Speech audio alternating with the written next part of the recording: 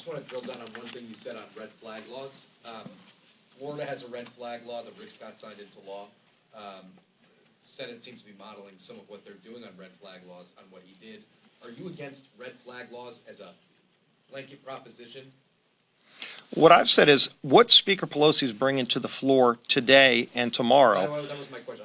doesn't have due process. Look, this came up in the committee last week in Jim Jordan's committee multiple times. The idea that you would try to take away somebody's constitutional rights without due process is an un-American concept.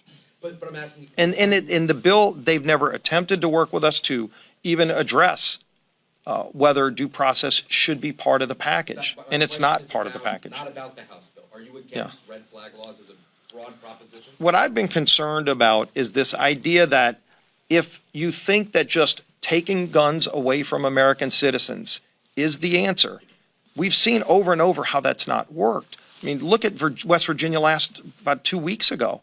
In West Virginia, you had a guy with an AR-15. He was first driving by a school party. It was a birthday party and a graduation party of young kids. And he was driving fast. One of the neighbors told him to slow down. He goes, gets a gun, comes back, and tries to shoot up the whole party. There was a woman, thank God, with a handgun, as Joe Biden's going after handguns, legally concealed carry, and she pulls out the gun and takes down the shooter. Well, it turned out later that he's a convicted felon and under current law is prohibited from having that gun, yet he had the gun. If they had their way, they would have taken away her gun and he would have been able to shoot people. So the idea that there's a magic bill, I wish there was a magic bill that would stop bad people from doing bad things.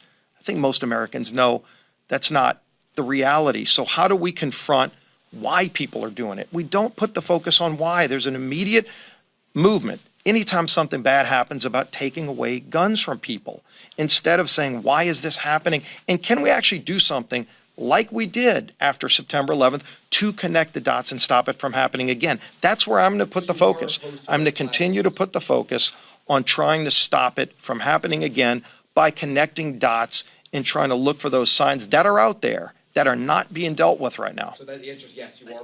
Serious question.